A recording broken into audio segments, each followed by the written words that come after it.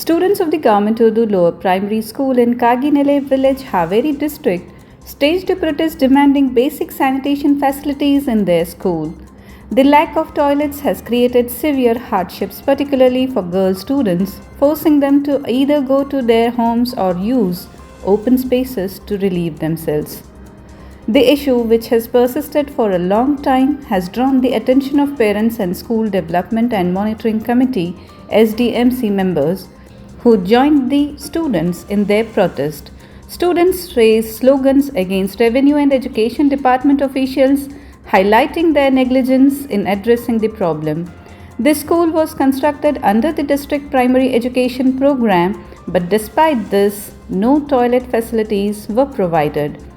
This has led to significant inconvenience, with many students hesitating to return to school after going to relieve themselves during school hours.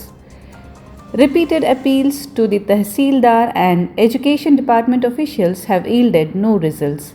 Frustrated by the inaction, parents took a drastic step by locking the school premises and staging a protest. ಜಿಲ್ಲೆ ಬ್ಯಾಡಗಿ ತಾಲೂಕು ಕಾಗನಳ್ಳಿ ಗ್ರಾಮದಲ್ಲಿ DPP ಶಾಲೆ ಈ DPP ಶಾಲೆ ಕಟ್ಟಡ ಕಟ್ಟಿ ಒಂದು ವರ್ಷ ಆಗಿದೆ. 1ರಿಂದ 5th ವರೆಗೂ ಇಲ್ಲಿ ಕ್ಲಾಸಸ್ ಇದ್ದಾವೆ.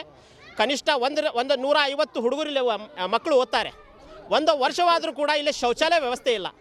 ಶೌಚಾಲಯ ವ್ಯವಸ್ಥೆ ಇಲ್ಲದಕ್ಕೆ ಮಕ್ಕಳು ಮನೆಗೆ ಹೋಗ್ತಾರೆ ವಾಶ್ರೂಮ್ಗೆ ಅಂತ ಹೇಳಿ 10 ನಿಮಿಷ ಅಂತ ಹೇಳೋದು ಮಕ್ಕಳು ಹಳ್ಳಿಯಲ್ಲಿ ತಾಯಿ ಏನಾರು ಕೆಲಸ ಹಚ್ತಾರೆ, ಇಲ್ಲ ಮಕ್ಕಳು ಬರಲ್ಲ. ಗಂಡು ಮಕ್ಕಳು ಹೋಗೋ ಅಂದರೆ ಹೋಗಲ್ಲ, ಹೆಣ್ಣು ಮಕ್ಕಳು ಏನಾರು ಕೆಲಸ ಹಚ್ಚಿದ್ರೆ 1 ತಾಸು 2 ತಾಸು ಬರಲ್ಲ. ಮೈನಾರಿಟಿ ಮಕ್ಕಳು ಓದ್ತಾ ಇದ್ದಾರೆ ಇಲ್ಲಿ, ಅವ್ರಿಗೆ ಮೊದಲ ಕನ್ನಡ ಸರಿಯಾಗಿ ಬರಲ್ಲ. ಕನ್ನಡ ಟೀಚರ್ ಒಬ್ಬರೇ ಇದ್ದಾರೆ ಇಷ್ಟು ಜನದಲ್ಲಿ, ಮತ್ತು ಕರೆಕ್ಟಾಗಿ ಶಾಲೆಗೆ ಬರಲಿಲ್ಲ ಅಂದರೆ ಅವ್ರು ಕನ್ನಡ ಸರಿಯಾಗಿ ಬರಲ್ಲ. SDMC ಸದಸ್ಯರು ನಮ್ಮ ಹಾವೇರಿ ಅವರಾಯಿತು ಮತ್ತು ನಮ್ಮ ಖಾದರ್ ಅವರಾಯಿತು ನಮ್ಗೆ ಇದು ಗಮನಕ್ಕೆ ತಂದರು. ಮಾನ್ಯ tahsildar, chief executive officer Akshay Shridhar sir, DC sir ಎಲ್ಲರ ಗಮನಕ್ಕೆ ತಂದರೂ ಕೂಡ ನಾವು ಒಂದು ಸಾಂಕೇತಿಕ ಹೋರಾಟ ಮಾಡ್ತಾಯಿದ್ದೀವಿ. ಒಂದು ಶೌಚಾಲಯ ವ್ಯವಸ್ಥೆ ಇಲ್ಲ. ಒಂದು ಶೌಚಾಲಯ ವ್ಯವಸ್ಥೆ ಇಲ್ಲ ಅಂದರೆ ಏನಂದ್ರೆ ನಮ್ಮ ವಕೀಲರು ತಿಳಿಸ್ಕೊಟ್ಟಾರೆ. ಒಂದು ಮಗು ವಾಶ್ರೂಮ್ಗಂತ ಹೋಗಿದ್ದು ಅದಕ್ಕೆ ಅವಳಿಗೆ ಅತ್ಯಾಚಾರ ಇದು ಮಾಡಿ ರೇಪ್ ಮಾಡಿ ಹೂತಾಕಿದ್ದ ಪ್ರಕರಣಗಳು ನಾವು ನ್ಯೂಸಲ್ಲಿ ಓದಿದ್ದೀವಿ.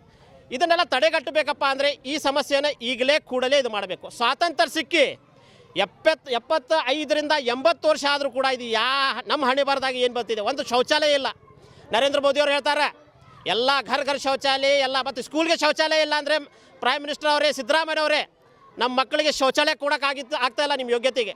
They demanded immediate attention to the issue, emphasizing that such neglect not only affects students' health and hygiene but also their right to a dignified learning environment.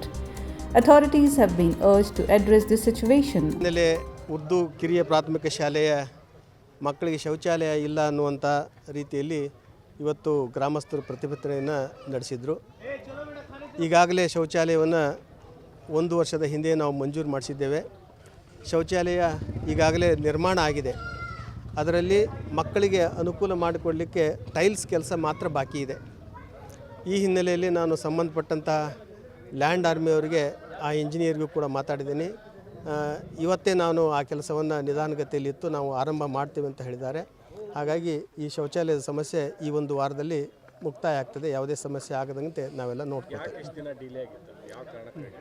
ಅದು ಈ ಗುತ್ತಿಗೆದಾರರು ನಮಗೆ ಹೇಳಿದ್ದು, ಸರ್ ನಮಗೆ ಸ್ವಲ್ಪ ಮೆಟೀರಿಯಲ್ ಸಿಕ್ಕಿರಲಿಲ್ಲ, ಅದಕ್ಕೆ ನಮಗೊಂದಿಷ್ಟು ನಿಧಾನ ಆಯಿತು ಅಂತಂದರು. ತಕ್ಷಣ ನಾವು ಮಟೀರಿಯಲನ್ನು ನೀವು ತಗೊಂಡು ನಮ್ಮ ಆರಂಭ ಮಾಡಬೇಕು ಅಂತ ನಾನು ನಿನ್ನೆ ಗಮನಕ್ಕೆ ಬಂದಾಗ ಅವ್ರ ಜೊತೆ ಮಾತಾಡಿದೆ. ಆಯಿತು ಅಂತ ಒಪ್ಕೊಂಡಿದ್ದಾರೆ. 1 ವಾರದಲ್ಲಿ ನಾನು ಮುಗಿಸ್ತೀನಿ ಅಂತ ಹೇಳಿದ್ದಾರೆ.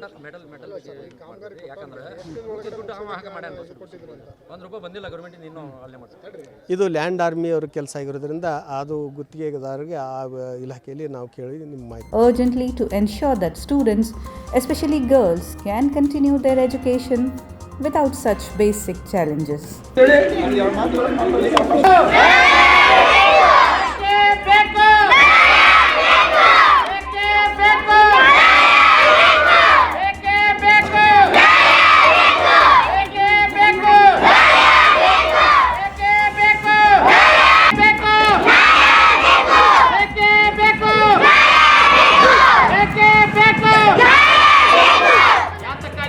ಶೌಚಾಲಯಕ್ಕಾಗಿ ಹೋರಾಟ